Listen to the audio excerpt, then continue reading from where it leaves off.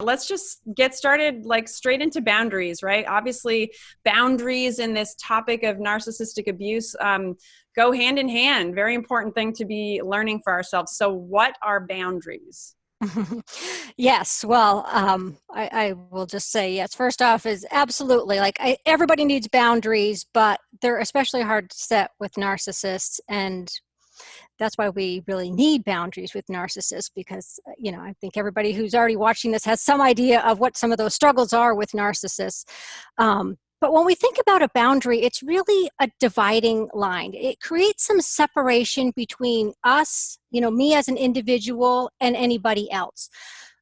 So we can sometimes think about it, similar to like a property line or a fence that gives a specific line that divides something. So in this case, we're talking about like a physical line, right? If there's a fence, I remember, when I was growing up, our house had a fence between our backyard and the neighbor's backyard. So we know, whose side was whose. And that made it very clear what was mine and what was the neighbor's, right? But we also need boundaries in other areas of our life, not just in terms of our physical space and our physical bodies. That's part of it. But also we need them with our emotions, and we need them with our time and our finances. Really all aspects of our lives require some elements of boundaries.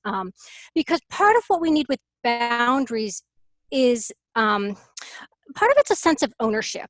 An identity of knowing who you are as an individual. Because if you don't have those boundaries, part of what can happen is you're almost sort of swallowed up by somebody else. And again, like with a narcissist, this is really easy to kind of lose who you are because they don't give you a lot of space for your individuality.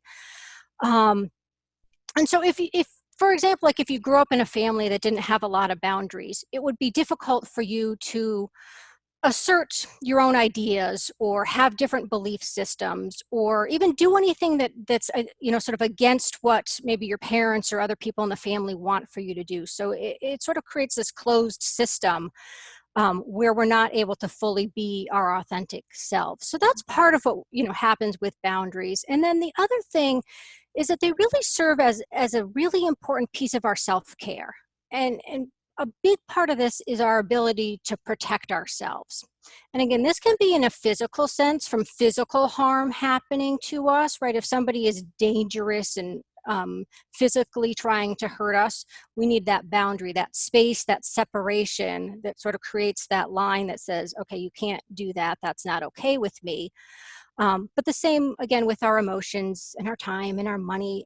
Because without that, there's this potential for people to take advantage of us, to, and also for us to just sort of overcommit and do too many things, and then we get run down, and then we get resentful.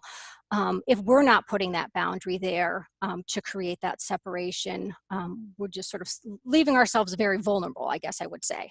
Mm-hmm, absolutely. So like for people who watching right now who are either in a relationship with someone who would be considered narcissistic, or maybe they have a boss that is, or a parent, or any kind of relationship, like why is it so important in those specific relationships? It's obviously important as a whole for all of us to set boundaries. Yeah. But just getting into more of, I guess, the nitty gritty of what are some of, I guess, the benefits of doing that in that kind of relationships, and or drawbacks of not doing it. Like what could happen? Mm-hmm. Mm-hmm. Yeah, well, like I was saying just a little while ago, is part of what can happen is we really lose our sense of who we are. And we're not able to, I would say, just sort of be a true version of ourselves because we feel like we have to do what that other person wants us to do. Because quite honestly, there may be some serious repercussions, right? I mean, narcissists can be, both just very difficult to deal with, but also potentially dangerous to us, both emotionally and physically, which is, of course, why it's so difficult to set those boundaries. Is they don't want people to set boundaries because they really want to control and they want to dominate, and they want to be the ones who are making the decisions and telling other people what to do. Because ultimately they have sort of a fragile ego underneath all of that, right? That doesn't that feels very unsteady if somebody challenges them. So they're working really hard to try to be in control and not have people challenge them.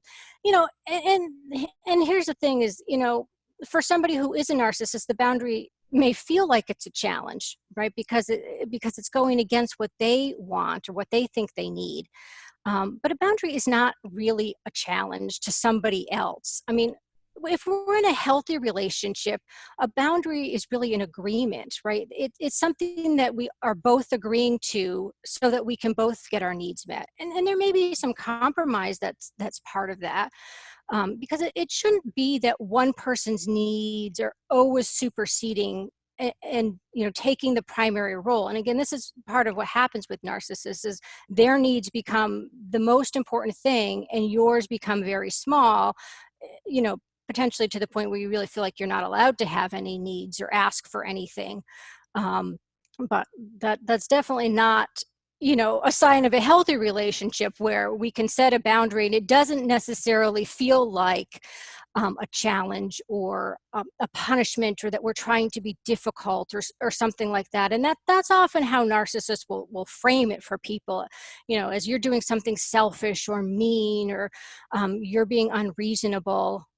And that's essentially a manipulation tactic to try to get you to back away from asking for what it is that you want or need, rather than seeing this as a healthy thing for you to assert that you need something in this relationship as well. Again, like that's a healthy relationship where it feels like, okay, even if our needs are in conflict, you need something and I need something different, and it's hard to figure out how we can both get our needs met. If we're in a healthy relationship, we can see that, okay, your needs are valid, my needs are valid. Let's work together and try to figure out how we can both get some of what we need. Right.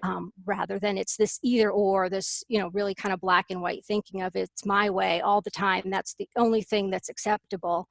And there's no space for the other person to have, a need, or like I said, a different opinion or a different feeling, anything like that.